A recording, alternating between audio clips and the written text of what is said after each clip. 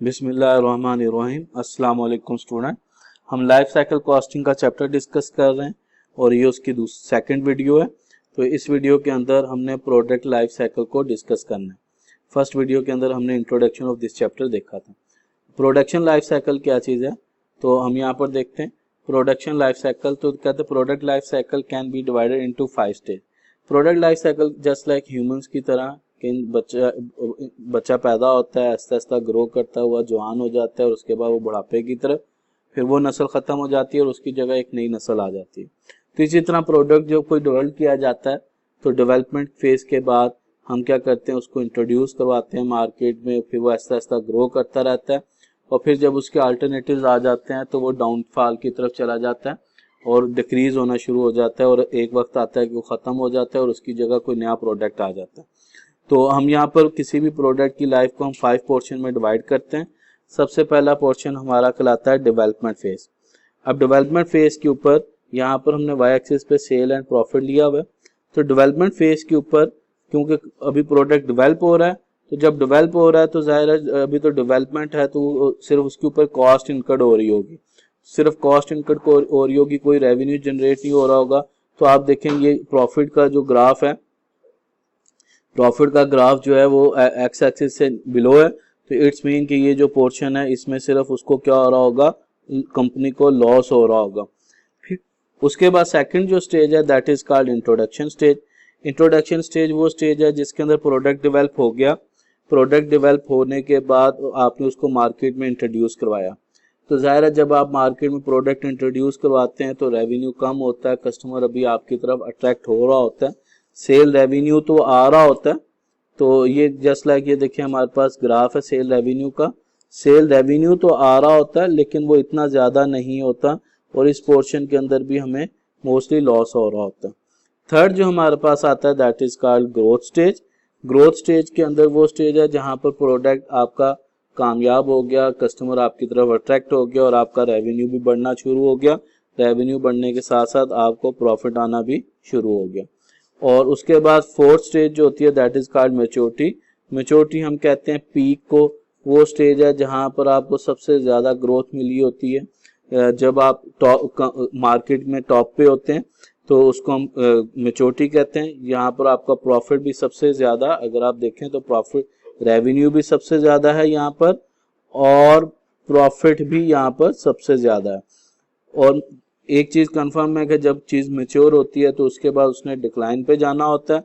तो last stage जो होती है हमारी डिक्लाइन, और डिक्लाइन पे क्या होगा, रेवेन्यू भी कम हो रहा होगा। जस्ट लाइक यहाँ पर देखें तो रेवेन्यू भी कम हो रहा है और प्रॉफिट मार्जिन भी आपका कम होता जाएगा।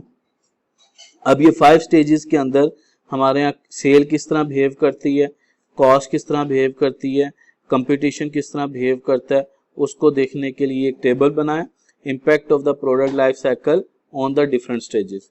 तो हमने जस्ट लाइक जिस तरह पहले डिस्कस किया कि हमारे पास 5 स्टेजेस होती हैं। First one is design, second one is introduction, third one is growth, fourth one is maturity and fifth one is decline stage. तो वन बाई वन इनको डिस्कस करते हैं कि स्टेज में क्या होता है। तो सबसे पहले हम एलिमेंट ले रहे हैं कंपटीशन। तो देखें सबसे पहला हमारे पास डिज़ाइन स्टेज है। तो जब डिज़ाइन स्टेज है तो डिज़ाइन स्टेज के अंदर तो अभी प्रोडक्ट डेवलप ही नहीं हुआ, तो जब प्रोडक्ट डेवलप ही नहीं हुआ तो उसका कंपटीशन कहाँ से आ सकता है, तो डिज़ाइन स्टेज के अंदर कंपटीशन नहीं होता। उसके बाद इंट्रोडक्शन, तो इंट्रोडक्शन स्टेज में लो कंपटीशन होता है और लो कंपटीशन की जो रीज़न है वो यही है कि क्योंकि मार्केट में अभी आपने न्यू प्रोडक्ट लॉन्च किया, तो जब कोई नया बिजनेस होता है तो हर बिजनेसमैन रिस्क लेने को तैयार नहीं होता। हर कोई देख रहा होता है आपकी तरफ, कंपनी की तरफ के देखें इसका प्रोडक्ट लोग एक्सेप्ट करते हैं कि नहीं करते, तो इसलिए वहाँ पर कंपटीशन लो होता है। ग्रोथ स्टेज, ग्रोथ स्टेज वो स्टेज थी जहाँ पर कंपनी को पीक मिल रहा होता है, वो ग्रो कर रही होती है, उसका रेवेन्यू इंक्रीज कर रहा होता है। तो जब रेवेन्यू इंक्रीज कर रहा होता है, उसका बिजनेस बढ़ रहा होता है, तो दूसरे बिजनेसमैन या दूसरे बिजनेसेस भी देख के उस बिजनेस के अंदर इनपुट करते हैं, तो ग्रोथ स्टेज के अंदर इंक्रीज हो जाता है कंपटीशन। मैच्योरिटी के अंदर, क्योंकि मैच्योरिटी के अंदर आप टॉप पे चले गए, फर्स्ट मूवर एज मिल गया और दूसरे बिजनेसेस भी देख के उसमें आना शुरू हो जाते हैं, तो आपका कंपटीशन हाई हो जाता है। और डिक्लाइन स्टेज के अंदर कंपटीशन वेरी हाई, और मोस्ट ऑफ द टाइम यही वेरी हाई जो कंपटीशन होता है वेरी हाई कंपटीशन, यही डिक्लाइन की रीजन बनता है। उसके बाद अगर हम प्राइस को देखें तो प्राइस ज़ाहिर फर्स्ट स्टेज आपकी डिजाइनिंग स्टेज थी।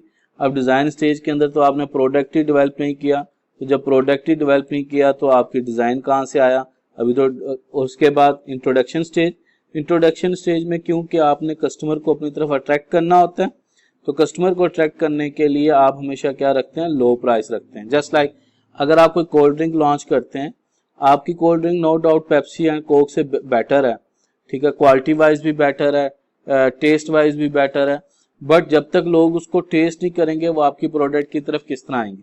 तो इट्स मीन कि अगर आपको कोई नई कोल्ड ड्रिंक लॉन्च करनी है तो उसकी प्राइस जो है पेप्सी एंड कोक से आपको लो रखनी पड़ेगी कि लोग पहले अट्रैक्ट हों। ये और बात है, लोग अट्रैक्ट हुए, उनको आपका प्रोडक्ट अच्छा लगा, उसके बाद बेशक आप प्राइस बढ़ा ले, लेकिन स्टार्ट में इंट्रोडक्शन स्टेज के अंदर आपको लो प्राइस रखनी पड़ती है। ग्रोथ स्टेज के अंदर आपको नॉर्मल प्राइस, नॉर्मल प्राइस से मुराद क्या है कि जो आपने एक नॉर्मल प्राइस जिस पे आप समझते हैं नॉर्मल प्रॉफिट मार्जिन आ रहा है वो। उसके बाद मैच्योरिटी फेज में गोइंग रेट, गोइंग रेट से मुराद है कि जो मार्केट में रेट चल रहा होगा आपको वो रेट रखना पड़ेगा।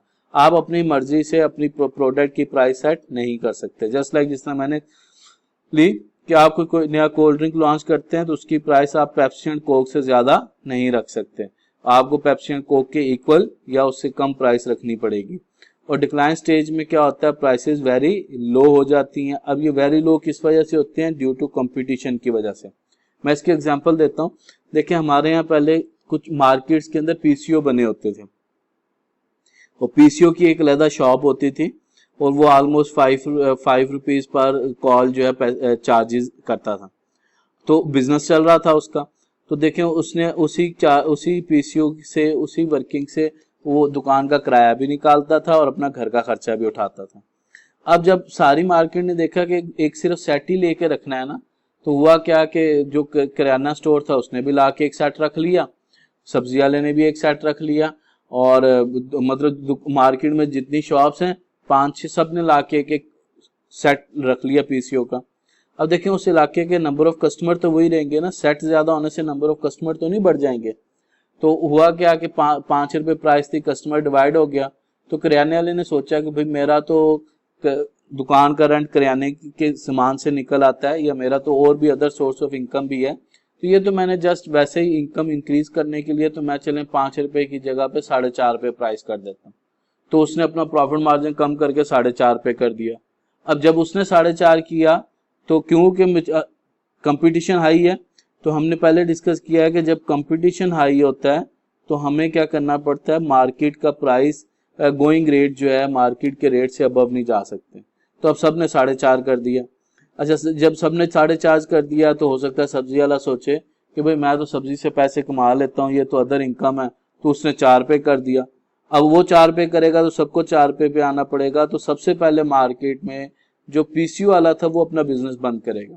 उसकी रीजन है किराने वाले का ये अदर सोर्स ऑफ इनकम है, सब्जी वाले का ये अदर सोर्स ऑफ इनकम है, बट पीसीओ वाले ने उसी से कमा कर रेंट देना था और उसी से उसने घर चलाना था। अब जब उसका प्रॉफिट मार्जिन एक लिमिट से कम हो जाएगा तो वो सरवाइव नहीं कर सकेगा और वो बिजनेस को वाइंड अप कर देगा। और उसके बाद क्या होगा, आहिस्ता आहिस्ता धोबी सब्जी वाला भी खत्म कर देगा, फिर किराना वाला भी। तो देखें अब आपको कहीं पे भी पीसीओ नहीं मिलते। अच्छा थर्ड एलिमेंट देखते हैं। अगर हम डिमांड की बात करें तो डिमांड में देखें तो जाहिर है अगर आपने बिजनेस अभी स्टार्ट किया, डिजाइन स्टेज में है, तो प्रोडक्ट बना ही नहीं है, तो उसकी डिमांड कहाँ से आएगी। अगर इंट्रोडक्शन स्टेज है तो जाहिर है इंट्रोड्यूस है, हर इंसान जो है या हर कस्टमर जो है उसकी आदत नहीं होती न्यू प्रोडक्ट को टेस्ट करना। तो बहुत सारे लोग होते हैं जो पुराने प्रोडक्ट होते हैं उन्हीं को यूज करते हैं, लेकिन कुछ लोग होते हैं जो न्यू चीज़ों को चेक करते हैं। तो अभी इंट्रोडक्शन स्टेज है तो आपके पास डिमांड कम होगी। ग्रोइंग स्टेज में डिमांड इंक्रीज हो जाएगी। और मैच्योरिटी का मतलब आप पीक पे हैं और ड्यू टू कंपटीशन, लेकिन फर्स्ट मूवर एज आपको मिलता है और फर्स्ट मूवर एज की वजह से आप टॉप पे रहते हैं, तो आपके पास डिमांड हाई होती है। लेकिन वहां पर हमें क्या करना है, ट्राई टू मेंटेन करना होता है। ट्राई टू मेंटेन से मुराद कि हमें हो सकता है शॉपकीपर्स का प्रॉफिट मार्जिन बढ़ाना हो सकता है सेल्समैन का कमीशन बढ़ाना पड़े, तो कुछ ना कुछ करके हम चाह रहे होते हैं मैच्योरिटी पे हम जरा स्टे करें। क्यों कि सबको पता है मैच्योरिटी के बाद डिक्लाइन आना है, बट जितनी भी कंपनीज होती हैं, कोई भी कंपनी मैच्योरिटी पे जाना पसंद नहीं करती। जितनी भी कंपनीज होती हैं वो सारी की सारी चाह रही होती हैं कि वो ग्रो स्टेज में रहे, ग्रोथ होती रहे, स्लो हो या फास्ट हो, ग्रो होती रहे मैच्योरिटी, क्योंकि मैच्योरिटी के बाद डिक्लाइन है। उसके बाद डिक्लाइन स्टेज है। डिक्लाइन स्टेज के अंदर no doubt due to high competition, low price की वजह से आपका क्या हो रहा होता है, डिमांड डिक्रीज हो रहा होता है। इसके बाद अगर हम कॉस्ट को देखें तो कॉस्ट में अगर आप डिज़ाइन स्टेज की बात करें तो डिज़ाइन स्टेज के अंदर हमारी सबसे पहली कॉस्ट तो रिसर्च कॉस्ट होती है कि हम मार्केट को सर्वे कर रहे होते हैं कि कस्टमर कौन सा प्रोडक्ट नीड कर रहा है, किस तरह का प्रोडक्ट, उसमें क्या फीचर होने चाहिए। फिर जब हम प्रोडक्ट कोई बनाते हैं तो उसको मार्केट में लॉन्च नहीं कर देते, उसको सबसे पहले प्रोडक्ट को टेस्ट किया जाता है। जस्ट लाइक पाकिस्तान ने F-17 बनाया है, तो JS-17 बनाया, तो ऐसा ही नहीं हुआ कि अरबों करोड़ों रुपया उसके ऊपर लगा दिया। सबसे पहले लैब के अंदर या लेबॉर्ट्री के अंदर वर्कशॉप में उसका कोई मॉडल तैयार किया गया होगा और उसको टेस्ट किया गया होगा। जब वो टेस्ट कामयाब हो गया, इसी तरह जब हम सॉफ्टवेयर बनाते हैं तो पहले कागज़ पे या पहले आप वर्किंग करते हैं कि किस तरह का सॉफ्टवेयर होगा, कौन सी चीज़ की एंट्री करेंगे तो कहाँ कहाँ जाएगी, उसके लिंकेज ड्रॉ करते हैं। और जब वो कामयाब हो जाता है तो फिर प्रोडक्ट डेवलपमेंट एंड डिज़ाइन, फिर आप देखते हैं कि इस प्रोडक्ट को डेवलप करने के लिए हमें क्या क्या चाहिए और उसका डिज़ाइन वगैरह देखते हैं। और लास्ट में हम क्या करते हैं, construct of the product facility. मसलन JS-17 बनाना था, कामयाब हो गया उसका मॉडल, तो अब आपने कहा कि फैक्ट्री लगाएं, उसके लिए स्टाफ को ट्रेन करें, वर्कर ने लेके आएँ। तो ये सारी चीज़ें आपके construct of the product facility, ये डिज़ाइन स्टेज में। और डिज़ाइन स्टेज में सिर्फ और सिर्फ कॉस्ट इनकम हो रही है। सेकंड स्टेज जो है हमारे पास वो क्या थी, इंट्रोडक्शन स्टेज के अंदर हम सबसे पहला जो काम कर रहे होते हैं मार्केटिंग एंड प्रमोशन कर रहे होते हैं। मार्केटिंग एंड प्रमोशन क्या है, आप ज़ाहिर इंट्रोड्यूस करवा रहे हैं, ये वेरी करता है industry to industry. For example अगर फार्मास्यूटिकल है तो वो डॉक्टर्स को जाके सैम्पलिंग कर देते हैं, ठीक है। और अगर आपके पास ये जो फीमेल्स की ब्यूटी के जो एलिमेंट्स होते हैं, जैसे लाइक शैम्पू हो गया, क्रीम्स हो गई, तो वो क्या करते हैं, कंपनीज किसी गर्ल्स कॉलेज या यूनिवर्सिटी चले जाते हैं, वहाँ पर फ्री टेस्टिंग करवा देते हैं, ठीक है। हमारे यहाँ कोल्ड ड्रिंक्स हो जाएं या ये बिस्कुट्स जो होते हैं, ये मोस्टली सड़कों पे खड़े हो जाते, सिग्नल्स पे खड़े हो जाते हैं, जब गाड़ियाँ रुकती हैं तो वहाँ पर बिस्कुट की पैकिंग इंट्रोड्यूस करवाते हैं। तो आप मार्केटिंग करते हैं, प्रमोशन करते हैं, बिल बोर्ड्स लगा सकते हैं, उसके लिए एडवर्टाइजिंग कर सकते हैं, सैम्पलिंग फ्री कर सकते हैं।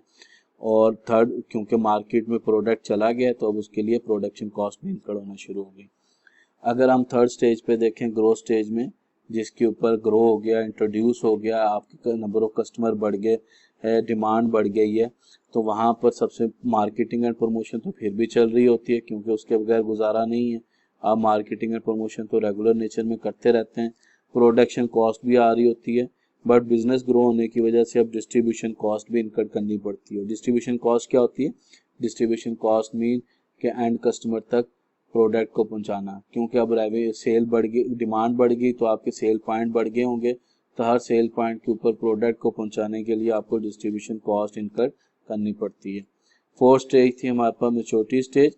मैच्योरिटी स्टेज में मार्केटिंग एंड प्रमोशन चल रही होती है, प्रोडक्शन कॉस्ट भी उसी तरह, डिस्ट्रीब्यूशन कॉस्ट भी उसी तरह। एक नई कॉस्ट आ जाती है, that is called maintenance cost. ये मेंटेनेंस कॉस्ट क्या है, यहाँ पर जो हमने कहा था हाई है, लेकिन ट्राई टू मेंटेन, अब ये ट्राई टू मेंटेन क्या है, ये इसको हम मेंटेनेंस कॉस्ट कंसीडर करते हैं। अब उसमें क्या होता है, सेल्स स्टाफ की ट्रेनिंग करवा सकते हैं, कलेक्शन ऑफ टेक्निकल डेटा हो सकता है, जस्ट लाइक एक के साथ एक फ्री हो सकता है। हमारे यहाँ क्या करते हैं, एवरी डे क्या करता है, मग साथ अटैच कर देता है, ठीक है। या आप इनोवेशन लेके आ सकते हैं, प्रोडक्ट के अंदर चेंजेस लेके आ सकते हैं। जिस तरह लेज की एग्जांपल है, लेज ने पहले 4 टेस्ट निकाले थे, फिर उसके बाद उसने एक मिर्चों वाला निकाल दिया, एक दही वाला निकाल दिया, नाम चेंज करके, टेस्ट चेंज करके हर 3 महीने 6 महीने बाद एक नया टेस्ट इंट्रोड्यूस करवा देता है। ये भी रीज़न क्या होती है कि वो मैच्योरिटी पे पहुंच चुका है, इस टाइम उसके मुकाबले में कोई चिप्स नहीं है मार्केट के अंदर, तो वो उसको मेंटेन करने की कोशिश कर रहा है। इसी तरह आप सेलमैन की जिस शॉप पे आप रख रहे हैं, शॉपकीपर का कमीशन बढ़ा दें, उसका प्रॉफिट मार्जिन बढ़ा दें, तो वो भी आपकी सेल को मेंटेन करने में हेल्प कर सकता है। इसके अलावा आप इनोवेशन ले आए प्रोडक्ट के अंदर, तो ये सारी चीज़ें आपकी मेंटेनेंस कॉस्ट कंसीडर होती हैं। और उसके बाद लास्ट स्टेज हमारे पास डिक्लाइन है। डिक्लाइन का मतलब ही है कि सेल नीचे जाएगी, डिमांड नीचे जाएगी, रेवेन्यू नीचे जाएगा, प्रॉफिट मार्जिन नीचे जाएगा। उसकी रीज़न दो हो सकती हैं। हो सकता है कि आपका प्रोडक्ट ही एक्सपायर हो गया टेक्नोलॉजी चेंज की वजह से, और हो सकता है कि ड्यू टू हाई कंपटीशन भी ये डिक्लाइन स्टेज आ सकती है। तो इसके अंदर डिस्पोजल कॉस्ट से मुराद ये है कि अगर फैक्ट्री लगाई तो अब उसको वाइंड अप कर रहे हैं, क्योंकि उसकी जगह कुछ नया काम करना है। वाइंड अप करने पे मशीनरी को रिमूव करने पे कॉस्ट इनकर्ड हो रही होती है। मार्केट के अंदर जो आपने क्रेडिट पे चीज़ें दी होती हैं उसको कलेक्शन के अंदर बैड डेट्स हो जाते हैं, वो भी डिस्पोजल कॉस्ट का ही हिस्सा कंसीडर होते हैं। तो उसके बाद अगर आप चाहते हैं कि प्रोडक्ट लाइफ साइकिल के अंदर मैक्सिमम प्रॉफिट जनरेट हो सके, तो उसके लिए हम क्या कर सकते हैं, तो ये पढ़ते हैं maximisation return over the product life cycle. तो उसमें सबसे पहले तो कहता है कि आप जो प्रोडक्ट डिज़ाइन स्टेज है उसको रिड्यूस कर लें, reduce time period for the product design stage. उसकी रीज़न क्या है कि डिज़ाइन स्टेज वो स्टेज थी जहाँ पर सिर्फ कॉस्ट इनकर्ड हो रही होती, किसी किस्म का कोई रेवेन्यू इनकर्ड रिसीव नहीं हो रहा होता। तो उसको जितना शॉर्ट कर लेंगे आपका उतनी जल्दी रेवेन्यू जनरेट होना शुरू हो जाएगा। Follow carefully cost spending on the design stage. Design stage में केयर करें, ख्याल से आप कॉस्ट इनकर्ड करें। उसके बाद कहता है try to achieve break even quickly. Break even point क्या था, वो पॉइंट जहाँ पर नो प्रॉफिट नो लॉस होता है। और prolong the maturity phase using the marketing strategy, जो हमने पहले डिस्कस की है अभी। तो मार्केटिंग स्ट्रेटेजी को यूज़ करते हुए आप मैच्योरिटी की फेज को प्रोलॉन्ग करें, नहीं तो उसके बाद आपके पास डिक्लाइन आ जाएगा। तो जज़ाकल्लाह, अल्लाह हाफिज़। नेक्स्ट वीडियो के अंदर हम एक लॉन्ग क्वेश्चन अटेम्प्ट करेंगे।